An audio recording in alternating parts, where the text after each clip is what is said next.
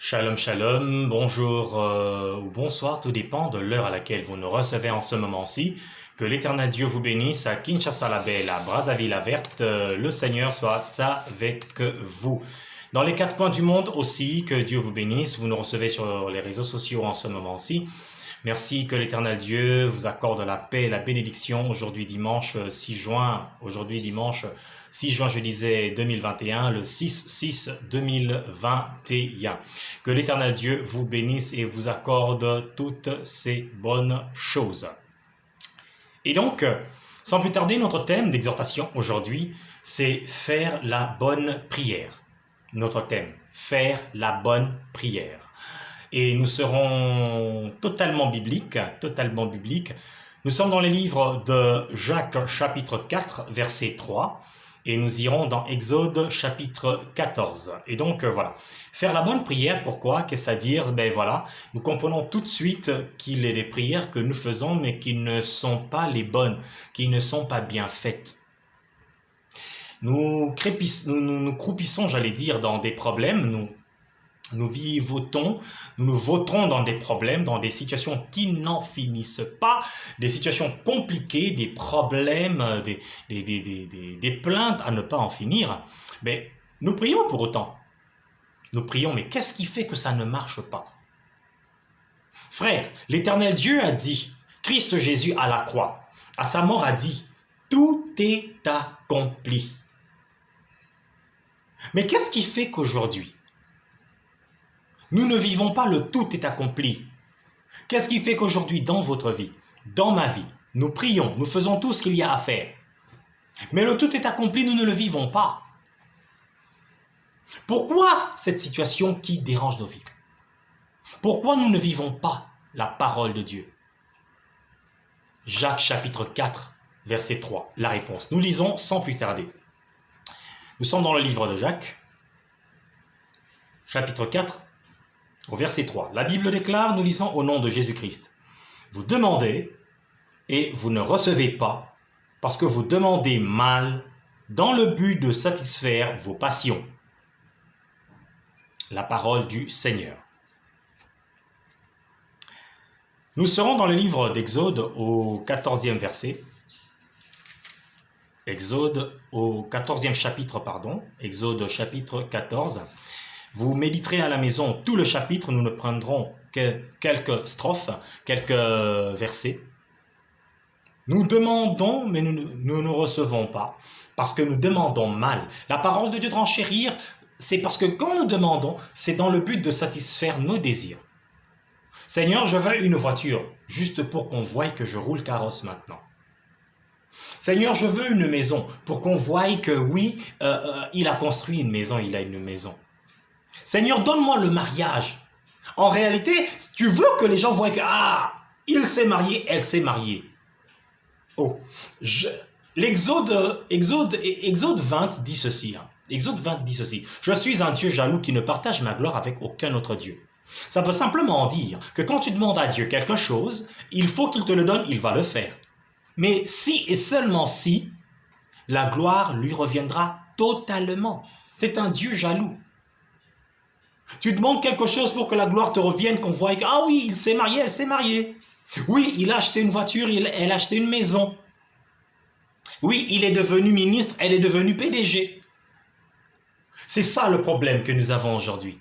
Et Dieu ne donne pas. On t'a tellement insulté dans ta vie, elle ne met jamais au monde celle-là. Le stérile, la stérile, on commence à t'appeler par le défaut de ta vie. Quand on doit t'identifier, on dit, oh, c'est là, la bouboule. Le boursouflé, celui-là. Alors, Seigneur, fais que ça change dans ma vie, pour qu'il voie, pour qu'on voie. Non, c'est pour que la gloire revienne à Dieu. Sois béni pour que la gloire revienne à Dieu. Nous ne vivons pas le tout est accompli de Dieu dans nos vies parce que nous poursuivons généralement les penchants de nos cœurs, la satisfaction de nos attentes. Nous visons notre gloire. Et pourtant, dans ce genre de cas, ça ne marche pas, car Dieu n'y est pas. Dieu n'y est pas. Très rapidement, bien-aimés dans le Seigneur, Nous allons rapidement, là c'était pour vous annoncer le thème, faire la bonne prière. C'est une mauvaise prière que de prier pour que les gens voient, pour qu'on sente que, pour que le monde soit d'accord maintenant, pour que oui, dans ma vie, non. Sois béni pour que la gloire de Dieu éclate. On avait parlé de Lazare l'autre fois. Jésus-Christ avait dit, Lazare, là, sa maladie, ce n'est point la mort, mais c'est pour que la gloire revienne à Dieu. Sois béni pour que la gloire revienne à Dieu. Nous sommes dans Exode chapitre 14. Laissez-moi lire par exemple le verset 5. Nous allons très rapidement lire. On annonça au roi d'Égypte que le peuple avait pris la fuite. Alors le cœur de Pharaon et celui de ses serviteurs furent changés à l'égard du peuple. Ils dirent, qu'avons-nous fait en laissant aller le peuple d'Israël, dont nous n'aurons plus les services? Verset 6. Et Pharaon attela son char, et il prit son peuple avec lui. Il prit 600 chars d'élite, et tous les chars d'Égypte, il y avait surtout des combattants. Verset 8. L'Éternel endurcit le cœur de Pharaon, roi d'Égypte, et Pharaon poursuivit les ennemis, les enfants d'Israël. Les enfants d'Israël étaient sortis la main levée.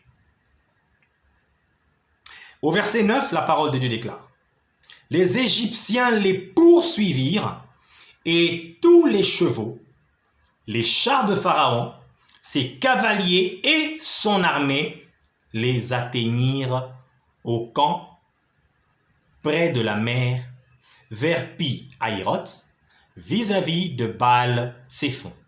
La parole du Seigneur. Nous nous sommes limités là, vous allez lire toute l'histoire, c'est tout le chapitre 14.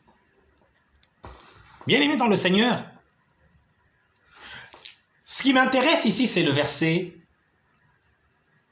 9. Non, le verset 5. Lorsqu'on annonça au Pharaon que le peuple est finalement parti. Bien aimé, la parole de Dieu déclare ceci. Pharaon est celui, allez-y, voilà. Il dit, qu'avons-nous fait en laissant aller les Israélites, dont nous n'avons plus les services? Ils ont regretté amèrement d'avoir laissé partir le peuple d'Israël. Pour la petite histoire, lorsque vous lisez tout le chapitre 14, il s'agit ici de la sortie d'Égypte. Et le Seigneur va recommander à Moïse de voir Pharaon pour laisser partir le peuple. Pharaon va refuser. Pharaon va être frappé par 10 plaies avec son Égypte là. Il va être frappé par 10 plaies. Il a eu des grenouilles, il a eu des sauterelles, des mouches qui n'en finissaient pas, la grêle de feu. Il y a eu tellement de choses. La mer qui a été changée en sang. Il a vu toutes sortes de choses. Il endurcissait son cœur. Finalement, il y a eu les premiers-nés qui sont morts. In fine, il dit, bon Moïse, prends ton peuple et va-t'en. Mais tu peux me laisser, Moïse a dit, je ne te laisse même pas une plume. Je ne te laisse même pas une poule. Je ne te laisse même pas un enfant. Je pars avec tout. Le bétail, le peuple, enfants, jeunes et vieux. Finalement, ils sont partis. Mais lorsqu'on vient dire au pharaon, grand roi, oui, ils sont vraiment partis, ils sont finalement partis. Mais ils sont partis, tu les as laissés partir. Nous n'aurons plus leur service. Qui va pour nous vendanger? Qui va pour nous construire? Qui va pour nous amasser le grain? Pharaon s'est rendu compte que tout le travail que faisaient les Israélites retombait sur eux-mêmes. Ils étaient obligés de préparer pour eux-mêmes, de construire eux-mêmes, par eux-mêmes des choses qu'ils ne savaient plus faire depuis 400 ans. Ils ont passé 400 ans à flamarder en chômage. C'est-à-dire on faisait tout pour eux pendant 400 ans. 4 siècles. Ça veut dire que du coup, ils n'avaient plus en eux l'esprit du travail. L'élan du travail pendant 400 ans. C'était devenu une culture, 4 siècles. C'était une culture, on devait travailler pour eux. Quand Pharaon se met à réaliser tout cela, il se fâche. Il prend toute son artillerie, son infanterie, il prend son armée, il prend ses chars pour suivre le peuple. Bien-aimés dans le Seigneur, nous avons dit que Christ Jésus a tout accompli sur la croix pour que tu sois sauvé, pour que je sois guéri. Pour que dans ta famille, on ne trouve plus ces phénomènes-là de « on ne se marie jamais chez nous ». Ce phénomène-là de ta maman a été opérée des myomes, ta sœur opérée des myomes, ton autre sœur des myomes, votre tante des myomes, toi aujourd'hui tu es menacé par des myomes. C'est bien aimé dans le Seigneur. Tu vois ce genre de lien, ce lien de famille-là. Jésus-Christ à la croix a tout accompli pour que tu ne vives plus cela. Mais pourquoi ça continue à se manifester dans ta vie? Pourquoi? C'est là notre problème. C'est là que nous devons faire la vraie prière. Beaucoup sont aveuglés par le verset biblique qui dit qu'il a tout accompli. Vous liez quel démon? Vous chassez quel démon? Jésus-Christ a déjà tout accompli. Mais pendant que tu dis ça, dans ta famille, on continue d'avorter. Dans ta famille, on continue à engrosser les filles. Dans ta famille, là, qui a un diplôme? Tu es le seul ou la seule à avoir un diplôme. Dans ta famille, oui, vous avez tous étudié, vous avez tous. Est-ce que les gens se marient? Si quelqu'un se marie, c'est deuxième bureau, troisième bureau. Est-ce que c'est normal? Mais Jésus-Christ a tout accompli. C'est là que nous allons faire les vraies prières. Pourquoi tu dois entrer dans le mariage, sortir? C'est quoi ce cycle-là? Si soki moto akoti na libala et sengeli abima, pourquoi? Pourquoi? C'est quoi ce cycle? C'est quoi ce système de famille qui existe? Beaucoup de gens disent, non, les liens de famille, c'est du n'importe quoi. Mais non, mais ce que vous vivez là, tes oncles l'ont vécu, tes tantes l'ont vécu. Comment ça s'appelle? Ton père le vit. Comment ça s'appelle? Oh, malade inabi soit famille. Comment ça s'appelle ça? Jésus-Christ a tout accompli. En réalité, Jésus-Christ nous a sauvés par la mort et la résurrection. Mais il y a eu un problème. Il est d'une chose qu'il soit mort et ressuscité pour nous, une seconde de vivre cela dans notre vie. Ça ne marche pas parce que tout simplement, Pharaon a regretté de t'avoir laissé. Jésus-Christ t'a sauvé de la stérilité. Du système de votre famille qui veut qu'il y ait des stériles. Le système de votre famille qui veut qu'il y ait toujours des deuxième bureaux, troisième bureaux. Jamais on n'a honoré une femme dans votre famille. Jamais on en a honoré. Et pour te marier, il fallait qu'on t'engrosse d'abord. C'est quel système ça? C'est quelle vie ça? Jésus-Christ t'a sauvé de là. Mais quand Pharaon se rend compte de cela, il dit non, il faut poursuivre. On ne peut pas les laisser faire. On ne peut pas. Quel est le système de ta famille qui te suit jusqu'aujourd'hui? Ce que je dis est biblique. C'est biblique ce que je dis. Par contre, avant de contredire ce que je suis en train de dire, commence par aller me donner des versets bibliques. Parce que même Jésus-Christ, là, le pharaon de sa vie l'a suivi. Le pharaon de sa vie l'a suivi. C'est dans la Bible. Lorsque nous lisons la parole de quand Jésus est allé prier pendant 40 jours, il a jeûné. La parole de Dieu déclare, le 40e jour, Jésus-Christ, il faim. Le 40e jour, Satan vint le tenter. Satan transporta Jésus, lisons, Satan transporta Jésus. Il a commencé, nous connaissons tous la tentation de Jésus, mais chaque fois que Satan disait un truc, Jésus répliquait. Il disait, Jésus répliquait. Mais qu'est-ce qui va se passer en ce moment-là, bien-aimé dans le Seigneur? Nous voulons prier en ce moment. J'aimerais que tu comprennes exactement ce que je vais dire ici. Ça va t'orienter dans la prière. Je veux que quelqu'un s'énerve spirituellement aujourd'hui. Je veux que quelqu'un aujourd'hui dise, trop c'est trop. La parole de Dieu déclare, lorsque Jésus a dit, tu ne tenteras pas l'Éternel ton Dieu. Lorsque Jésus a dit, il est aussi écrit. Il est aussi écrit, finalement Satan se rend compte qu'il n'y a pas moyen de l'avoir. La Bible déclare, Satan s'enfuit allant attendre un autre moment favorable pour revenir. Bien aimé, revenir chez qui? Chez Jésus. Sikoyo abangi yesute akobanga ndeyo nangai. Il n'a pas eu peur de Jésus-Christ, mais c'est de toi et moi qu'il aura peur, sincèrement, entre nous soyons. Il a déjà programmé qu'il va revenir tenter Jésus. Le pharaon de Jésus, c'était Satan lui-même. Il voulait que Jésus puisse se prosterner devant lui. C'est ce que Pharaon faisait avec le peuple d'Israël. On devait se prosterner quand Pharaon se passait, quand Pharaon passait. On devait se plier aux lois de Pharaon. Et c'est ce que Satan voulait. Alors, bien aimé dans le Seigneur, quel est le Pharaon de ta vie qui te suit? Tu es passé à des délivrances, tu pries, tu prophétises, tu sers Dieu. Qu'est-ce que tu ne fais pas? Tu annonces le message du Seigneur. Mais qu'est-ce qui se passe aujourd'hui? Quel est le pharaon qui t'a suivi? Pourquoi ta vie, ça ne marche pas? Il t'est arrivé, ma sœur, de dire, moi je n'ai pas la chance avec les hommes. Qui t'a dit que tu n'as pas la chance avec les hommes? Oui, chaque fois qu'un homme vient, il me lâche, il s'en va. Qui t'a dit que tu n'as pas la chance? C'est un système qui t'avait lâché quand Jésus-Christ a tout accompli sur la croix, mais qui a décidé de te pourchasser et de te ramener.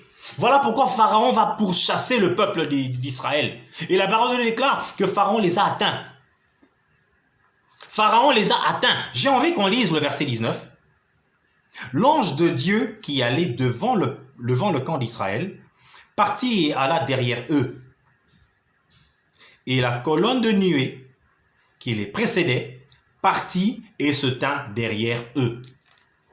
Qu'est-ce qui s'est passé? Lorsque Pharaon suit dans le désert, ils vont retrouver le peuple d'Israël quelque part, face à la mer.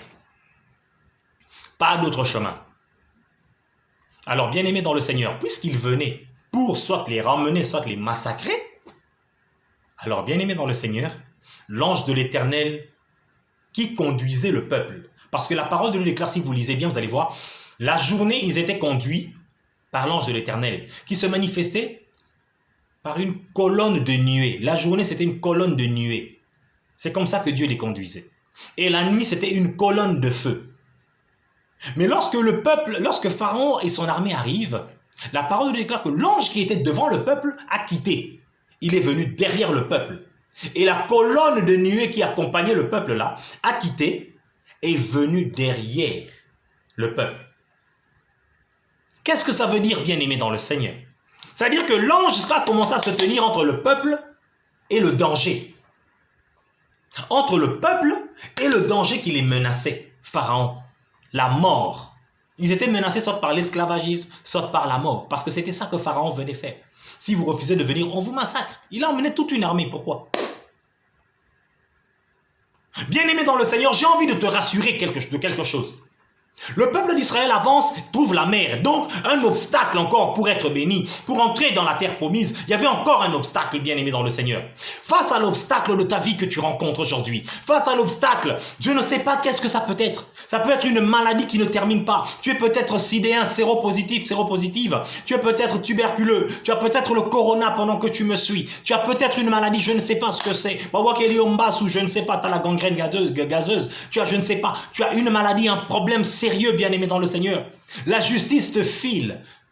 Tu es innocent, mais c'est toi le bouc émissaire qu'on a présenté dans la société parce qu'il faut couvrir le chef. Je ne sais pas. Il y a des situations qui sont en train de te réclamer maintenant, bien-aimé dans le Seigneur. Laisse-moi t'annoncer que face à cette adversité, l'ange qui te conduisait jusque-là est toujours là. Mais au moment où je te parle, l'ange qui te dirigeait a quitté devant toi. Il est venu derrière toi. L'ange est venu s'interposer entre toi et le danger de ta vie. L'ange est venu s'interposer entre toi et le système maléfique qui te recherche, qui te suivait. Le sortilège de ta famille qui te suivait. Les femmes, l'aînée des filles dans certaines tribus, comme chez les Balouba et les autres, et certains autres aussi bien-aimés, parfois, dans certaines coutumes, font objet de culte. Ce sont des filles sacrifiées. Ce sont des filles consacrées à un certain standing de vie, à être ceci ou être cela. Et parmi elles, vous allez voir, parfois et souvent, le mariage est un peu difficile. Parce qu'elle est consacrée à quelque chose. Elle est consacrée à faire quelque chose.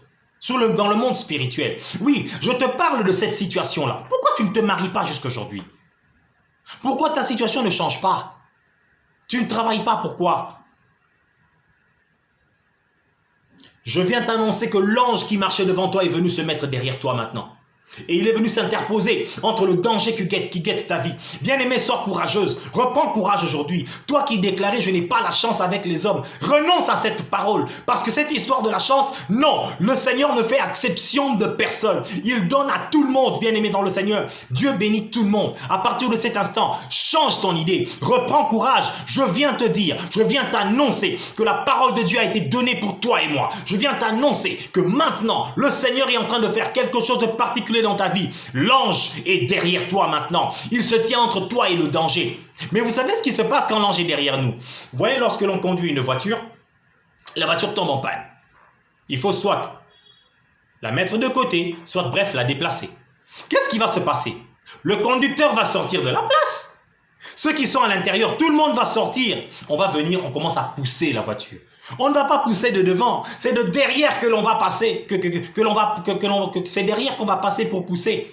Et tout le monde va pousser la voiture pour la déplacer, pour libérer le chemin, soit pour la garer de côté, pour qu'on la répare et tout ça. On va pousser. C'est exactement ce que l'ange est en train de faire dans ta vie. Avec la maladie que tu as, l'ange vient de passer derrière toi pour pousser, bien aimer ta vie, ta vie, que l'éternel Dieu puisse faire quelque chose de nouveau. Que l'éternel Dieu puisse te faire découvrir quelque chose de nouveau. L'ange vient de passer derrière toi pour te pousser dans ta maladie, pour te pousser dans cette situation qui fait stagner ta vie. Je ne sais pas, bien-aimé dans le Seigneur, ce qui te dérange en ce moment. Dieu est en train de te pousser de l'arrière par son ange. L'ange vient de passer derrière toi. Il est en train de te pousser. Reprends courage, ma soeur. Là où tu vois que ça ne va pas là, reprends courage, l'ange est avec toi. Dans la vie d'un chrétien, il y a des hauts et des bas. Il y a des moments de vache maigre, il y a des moments de vache grasse. Ça va parfois, ça ne va pas. Et au moment où ça ne va pas comme ce que tu vis maintenant, l'ange est avec toi. Bien-aimé, j'aimerais t'annoncer que le silence de Dieu n'est pas synonyme de son absence. Dans son silence, Dieu est en train de faire un grand travail dans ta vie pour réaliser en toi la gloire. Pour réaliser en toi la gloire, comme le dit Psaume 1:8. L'Éternel va te couronner de gloire et de magnificence. Dans son silence, reprends courage, l'ange est avec toi. Et qu'est-ce qui va se passer? L'ange va se positionner entre Israël et les Égyptiens et Pharaon. Et il va se passer deux choses. Qu'est-ce qui se passe lorsque l'ange s'interpose entre toi et le danger? Il se passe deux choses. La première des choses, l'ange commence par retenir ton ennemi. Il empêche à ton ennemi d'atteindre ta vie.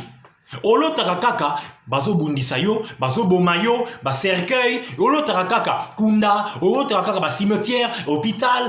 Tu ne fais que ce genre de rêve, des cauchemars. Bazo bundisayo bazo landayo mbangu. Bien aimé, l'esprit de mort qui te pourchasse là, pourquoi cet esprit de mort ne t'a pas tué jusqu'aujourd'hui? C'est parce que Dieu n'a pas encore fini avec toi. Oh, donne-moi un amen bien que je continue mon message. Bien aimé, Dieu n'a pas encore fini avec toi. Les situations de ta vie qui ne font que te creuser le cœur, qui font qu'endommager ton moral, tu es toujours moral bas, ça ne va pas. Si ça ne t'a pas encore tué, c'est parce que Dieu n'a pas encore fini avec toi. Or, le dernier mot de Dieu, c'est aujourd'hui alors que tu m'écoutes, bien-aimé. L'ange est derrière toi pour te pousser. J'ai dit, il va faire deux choses. La première des choses que l'ange fait, c'est qu'il retient l'esprit de mort qui te cherche. Il retient la limitation de ta vie. Il retient le danger de ta vie. Il l'empêche de continuer d'avancer. Et la deuxième des choses que l'ange va faire, c'est pour te pousser. Comme je vous ai dit, on pousse le véhicule qui est en panne. Dans la panne spirituelle que tu as, dans la panne financière que tu as, l'ange est en train de te pousser. Dans la panne financière que tu as, l'ange te pousse. Et qu'est-ce qui va se passer? Dieu va ouvrir la mer en deux. Le peuple d'Israël va traverser à pied sec. Mais au bout d'un moment, Pharaon qui continue de voir la main de Dieu dans Israël, va s'obstiner. Ils vont suivre le peuple d'Israël jusqu'à la traversée de la mer Rouge. Bien aimé, ils ont traversé, ils arrivent de l'autre côté. Les Égyptiens, quand tu commences à entrer, la parole de Dieu nous fait voir quelque part là que la nuée a commencé à diminuer et puis disparaître. Pharaon a dit, oh, leur force est terminée, allez, pourchassons-les. L'armée entière est entrée. L'armée entière. Dès que l'armée est entrée, bien aimé dans le Seigneur, les eaux se sont refermées. Les eaux ont englouti le peuple d'Égypte, l'armée d'Égypte, parce qu'il y avait et le peuple, il y avait et les militaires, il y avait tout. Pharaon avait ramené tout le monde. La parole de Dieu déclare que les eaux les ont engloutis. Oh, je prie maintenant au nom de Jésus-Christ. Mutu nyonso, nguya nyonso, elima nyonso, mutu nyonso a décidé. Malheur n'a eu et continué. Toute personne qui a décidé de te faire échouer, toute personne qui a décidé de te poursuivre, de te pourchasser, avec pour mission, bien-aimé, de te faire échouer, de te faire arrêter, bien-aimé, que les eaux de l'Éternel puissent les engloutir. Bien-aimé, les eaux là, cette eau, c'est la parole de Dieu. Laisse que la parole de Dieu engloutisse tes ennemis maintenant. Au nom de Jésus-Christ, que la parole de Dieu engloutisse maintenant tous ceux qui viennent. Pasteur, toi tu continues de prêcher, mais alors que la nuit, tu continues d'avoir des femmes de nuit. Est-ce qu'il est normal, pasteur? Tu prêches, Mais les femmes de nuit continuent à venir dans ta vie. Cette personne-là qui a décidé de continuer à tourmenter ton sommeil, que les eaux de l'Éternel, que la parole de l'Éternel les engloutisse maintenant. Donne-moi un amen bien aimé, on va continuer. Laisse qu'en ce moment-ci, Moutunion soit décidé à qui? À Bébi Savinayo. Tu sais, dans le monde des ténèbres, il y a des personnes qui ont reçu le mandat de se rassurer que ta vie n'aille pas bien.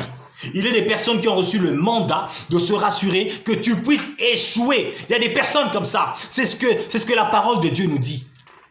C'est ce que nous avons lu là, nous avons eu à lire là.